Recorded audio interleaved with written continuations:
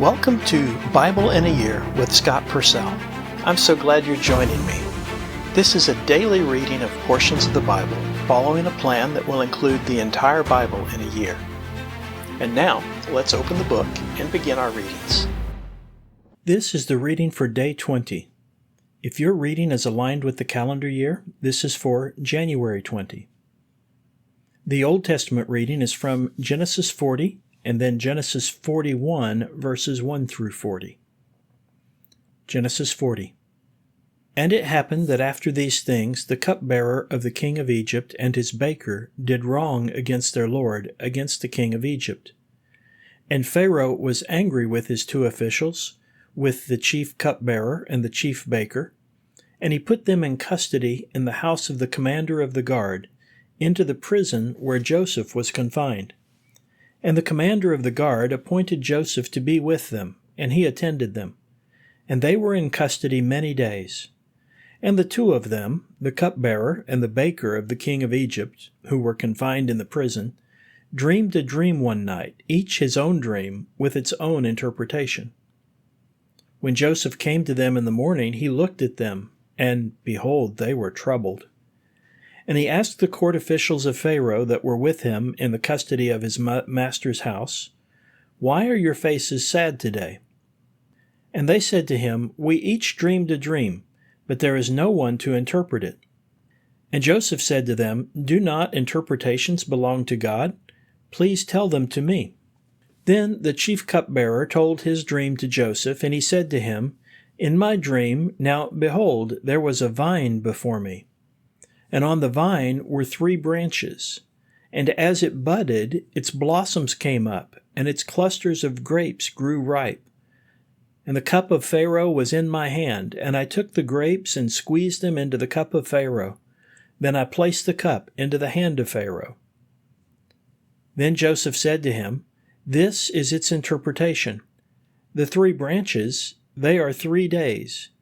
In 3 days Pharaoh will lift up your head and will restore you to your office, and you shall put the cup of Pharaoh into his hand as was formerly the custom when you were his cupbearer. But remember me when it goes well with you, and please may you show kindness with respect to me, and mention me to Pharaoh, and bring me out of this house. For I was surely kidnapped from the land of the Hebrews, and here also I have done nothing that they should put me in this pit." And when the chief baker saw that the interpretation was good, he said to Joseph, "I also dreamed. In my dream, now behold, there were 3 baskets of bread upon my head. And in the upper basket were all sorts of baked goods for Pharaoh, but the birds were eating them out of the basket upon my head." Then Joseph answered and said, "This is its interpretation. The 3 baskets, they are 3 days. In 3 days Pharaoh will lift your head from you and hang you on a pole, and the birds will eat your flesh from you." And it happened that on the 3rd day, which was Pharaoh's birthday, he made a feast for all his servants, and he lifted up the head of his chief cupbearer and the head of the chief baker in the midst of his servants, and he restored the chief cupbearer to his cupbearing position, and he placed the cup in the hand of Pharaoh, but the chief baker he hanged as Joseph had interpreted to them. But the chief cupbearer did not remember Joseph, but forgot him. And it happened that after 2 full years Pharaoh dreamed, and behold, he was standing by the Nile. And behold, 7 cows, well built and fat, were coming up from the Nile, and they grazed among the reeds. And behold, 7 other cows came up after them from the Nile, ugly and gaunt. And they stood beside those cows on the bank of the Nile, and the ugly and gaunt cows ate the 7 well-built and fat cows. Then Pharaoh awoke, and he fell asleep and dreamed a second time. And behold, 7 ears of grain, plump and good, were coming out of one stalk. And behold, 7 thin ears of grain, scorched by the east wind, sprouted up after them. And the thin ears of grain swallowed up the 7 plump and full ears of grain. Then Pharaoh awoke, and behold, it was a dream. And it happened that in the morning his spirit was troubled, and he sent and called all the magicians of Egypt and all its wise men, and Pharaoh told his dream to them. But they had no interpretation for Pharaoh. Then the chief of the cupbearers spoke with Pharaoh, saying, I remember my sins today. Pharaoh was angry with his servants, and he put me and the chief baker in the custody of the house of the commander of the guard. And we dreamed a dream one night, I and he, each with a dream that had meaning. And there was with us a young man, a Hebrew, servant of the commander of the guard, and we told him the dream, and he interpreted our dreams for us, each according to his dream he interpreted. And it happened just as he interpreted it to us, so it was.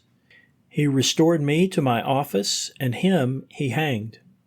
Then Pharaoh sent and called for Joseph, and they brought him quickly from the prison. And he shaved and changed his clothing and came to Pharaoh. Then Pharaoh said to Joseph, I dreamed a dream, but there is none to interpret it. Now I have heard concerning you that when you hear a dream, you can interpret it. Then Joseph answered Pharaoh, saying, It is not in my power. God will answer concerning the well-being of Pharaoh. And Pharaoh said to Joseph, Now in my dream, behold, I was standing on the bank of the Nile, and behold, 7 cows, well built and fat, were coming up from the Nile, and they grazed among the reeds. And behold, 7 other cows came up after them, poor and very ugly looking and gaunt. Never have I seen any as them in all the land of Egypt for ugliness. And the thin and ugly cows ate the former 7 healthy cows.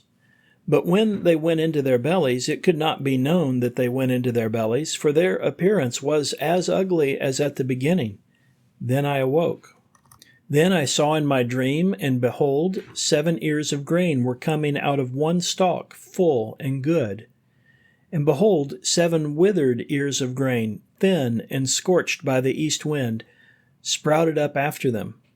And the thin ears of grain swallowed up the 7 good ears of grain. And I told the magicians, but there was none to explain it to me. Then Joseph said to Pharaoh, The dreams of Pharaoh are one.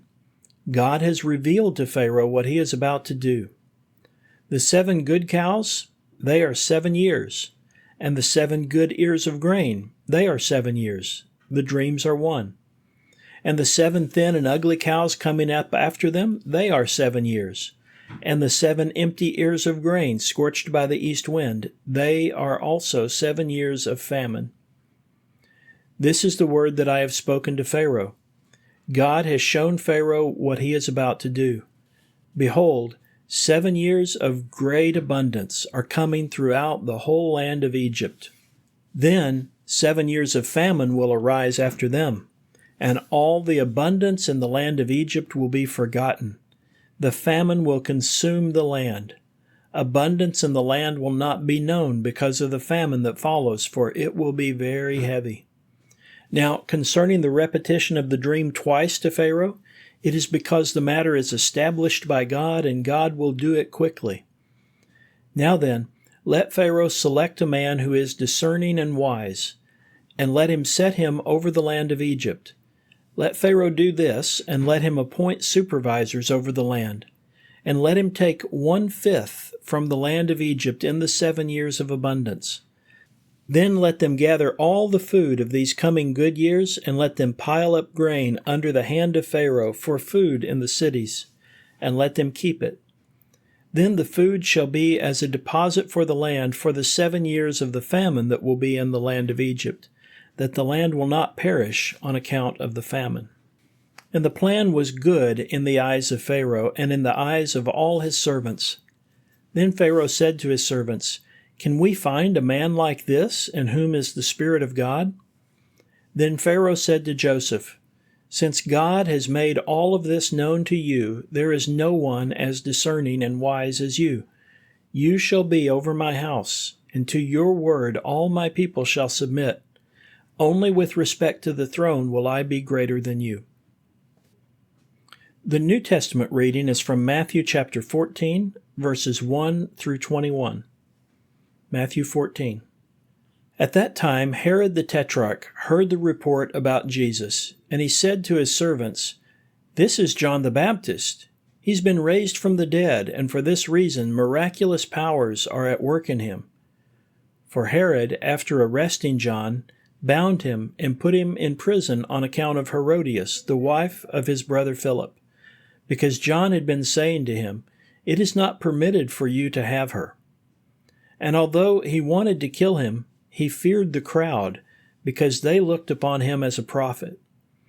But when Herod's birthday celebration took place, the daughter of Herodias danced in the midst of them and pleased Herod. Therefore he promised with an oath to give her whatever she asked. And coached by her mother, she said, "Give me the head of John the Baptist here on a platter." And although the king was distressed, because of his oaths and his dinner guest, he commanded the request to be granted. And he sent orders and had John beheaded in the prison. And his head was brought out on a platter and given to the girl, and she brought it to her mother. And his disciples came and took away the corpse and buried it, and went and told Jesus. Now when Jesus heard it, he withdrew from there in a boat to an isolated place by himself. And when the crowds heard it, they followed him by land from the towns. And as he got out, he saw the large crowd, and had compassion on them, and healed their sick. Now when it was evening, the disciples came to him, saying, "The place is desolate, and the hour is late. Release the crowds so that they can go into the villages and purchase food for themselves."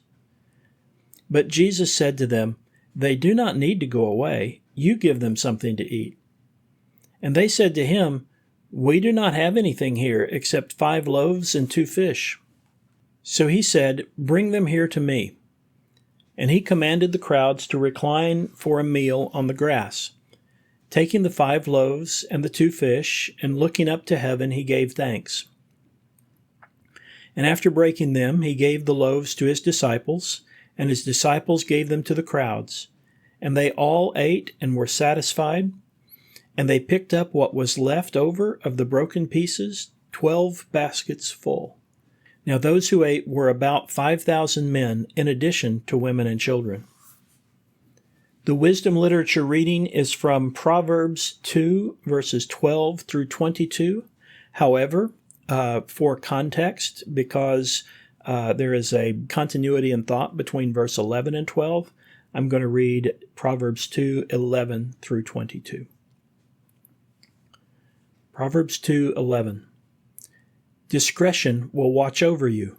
Understanding will protect you, in order to deliver you from the way of evil, from a man who speaks devious things. Those who forsake the paths of righteousness to walk in ways of darkness, those who are happy to do evil, for they delight in the deviousness of evil, who are crooked in their ways and devious in their paths, in order to deliver you from a strange woman, from a foreign woman who flatters with her sayings, she who forsakes the partner of her youth and has forgotten the covenant of her God. For her house sinks to death, and to the dead are her paths. Of all who go to her, none shall return, nor do they reach paths of life. So that you will walk on the road of those who are good, and the paths of those who are righteous you shall keep. For those who are upright will dwell in the land, and those who are blameless will remain in it, and those who are wicked will be cut off from the land, and those who are treacherous will be uprooted from it. This concludes the reading for Day 20. Thank you for listening.